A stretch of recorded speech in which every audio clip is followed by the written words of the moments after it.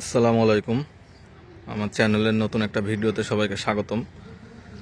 তো এখন আপনারা যে গাছটা দেখতে পাচ্ছেন এটা হচ্ছে আমার ছাদ বাগানের 12 মাসি সাদা জাম বা থাই জাম। তখন গাছটা দেখতে পাচ্ছেন যে প্রচুর ফুল এসেছে এবং এই গাছটাতে বছরে প্রায় 2 বার ফলন দিয়ে থাকে, সেজন্য একে 12 মাসি জাম বলা হয়ে থাকে। এবং এই জামটা পাকলে কালারটা সাদা কালার হয়, একদম সাদা গোলাপি এরকম একটা কালার হয়। জামটা খেতে অনেক সুস্বাদু, কিন্তু আমার কাছে মনে হয় এই জামের বীজটা একটু বড় হয়, কিন্তু জামটা খেতে অনেক সুস্বাদু হয়। আমাদের দেশীয় যে কালো জামটা পাওয়া যায় ঠিক সেটার মতনই সাইজ হয়, আকারে বড় সাইজেরই হয় এবং প্রচুর পরিমাণে ধরে। আপনারা দেখতে পাচ্ছেন গাছে কত পরিমাণে ফুল এসেছে। তো এই অবস্থায় যখন এই ফুলটা যখন এখন আছে, এই অবস্থায় গাছের কীভাবে পরিচর্যা করতে হয় আমি আপনাদের কাছে সেটাই দেখাবো। তো আজকে ফেব্রুয়ারি মাসের 6 তারিখ এবং এখন দেখতে পাচ্ছেন যে গাছটায় কি পরিমাণে ফুল এসেছে। আমার এই গাছটার বয়স প্রায় 5 বছর। 2020 সালের মার্চ মাসে আমি এই গাছটা রোপণ করেছিলাম। তখন গাছটা অনেক ছোট ছিল। তো প্রায় প্রতি বছরই এটা ফল দিয়ে থাকে এবং বছরে 2 বার ফলন হয়। তো ফেব্রুয়ারি মাসের মধ্যেই এই গাছটাতে ফুলে পরিপূর্ণ হয়ে যায়। এখন দেখেন আপনারা যে ফুলটা কি অবস্থায় আছে, এই ফুলটা কিন্তু এখনো ফুটেনি। তো এই ফুলটা ফোটার আগ পর্যন্ত এই ফুলের যত্ন আমাদেরকে নিতে হবে। তো মোটামুটি 15 দিন পর পর একটা ফাঙ্গিসাইড এবং একটা কীটনাশক স্প্রে করলে ফুলগুলা ভালো থাকবে।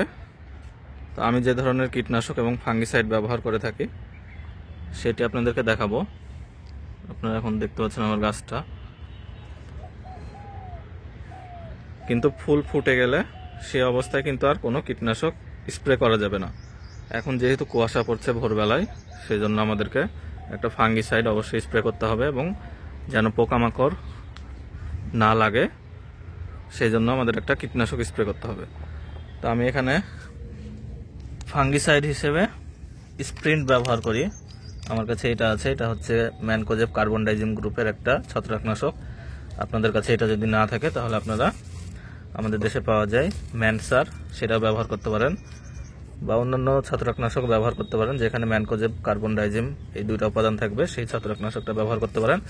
এবং আমি কীটনাশক হিসেবে ব্যবহার করে ইমিডাক্লোরোপিড গ্রুপের ইমিটাপ, এটা হচ্ছে অটোক্রপ কেয়ার কোম্পানির একটা কীটনাশক এবং এটা খুবই ভালো কাজ করে যে কোনো ধরনের পোকামাকড় দমনে। তো আমি এটা হচ্ছে লিটারে প্রায় 1 থেকে 1.5 ml পরিমাণ ব্যবহার করে থাকি। এবং যে ফাঙ্গিসাইডটা আছে সেই ফাঙ্গিসাইডটা আমি 1 লিটারে 1 চা চামচ বা 1.5 চা চামচ এরকম পরিমাণ ব্যবহার করে থাকি।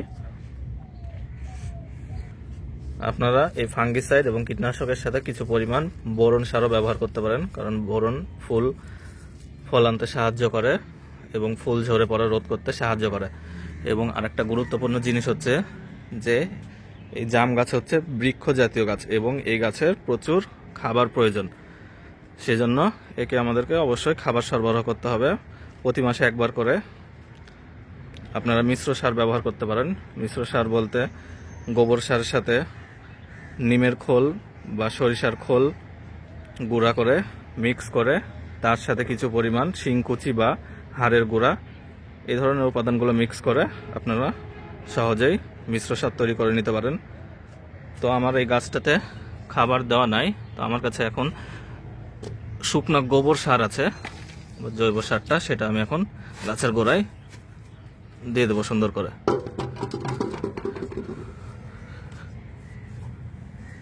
এবং আরেকটা বিষয় আপনাদের খেয়াল রাখতে হবে সবসময়, যেন গাছে পর্যাপ্ত পরিমাণ পানি থাকে, কারণ এখন আস্তে আস্তে বেশি গরম পড়বে এবং গাছের পানির চাহিদাও বেশি হবে। সেই জন্য আপনাদেরকে নিয়মিত পানি দিতে হবে, কারণ পানির পরিমাণ কম হয়ে গেলে দেখা যাচ্ছে ফুল ঝরে যেতে পারে।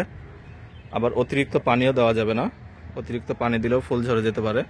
সেই জন্য প্রতিদিন নিয়ম করে একটা পরিমিত মাপে পানি আপনাদেরকে গাছের গোড়ায় দিতে হবে। তো আশা করি আপনারা বুঝতে পেরেছেন আমি এইভাবে যত্ন করে থাকি আমার ছাদ বাগানের এই সাদা জামের। তো আপনারাও চেষ্টা করে দেখতে পারেন, এবং এই জামটাও খেতে অনেক সুস্বাদু হয়। তো আপনারা দেখতে পাচ্ছেন যে কি পরিমাণ ফুল এসছে এই গাছটাতে, মাশাআল্লাহ অসাধারণ। এটা দেখতে সুন্দর লাগে। এখন যখন জাম ধরবে, এই জাম মোটামুটি এপ্রিল মে মাসের দিকে হয়তো পাওয়া যাবে, তখন পাকবে। তো এইভাবে আপনারা 15 দিন পর পর যদি স্প্রে করে থাকেন তাহলে ভালো ফলাফল পাবেন। এবং ফুল ফুটলে কোনোভাবেই কীটনাশক স্প্রে করা যাবে না। ফুল ফোটার পরে গুটি হওয়ার পরে তখন আপনাদেরকে আবার কীটনাশক, ছত্রাকনাশক এভাবে স্প্রে করতে হবে। তো পরবর্তীতে আমি আবার আপডেট দেওয়ার চেষ্টা করব। ততক্ষণ পর্যন্ত সবাই ভালো থাকবেন। ভিডিওটা ভালো লাগলে আমার চ্যানেলটা সাবস্ক্রাইব করে দিবেন। সবাই ভালো থাকেন। আসসালামু আলাইকুম।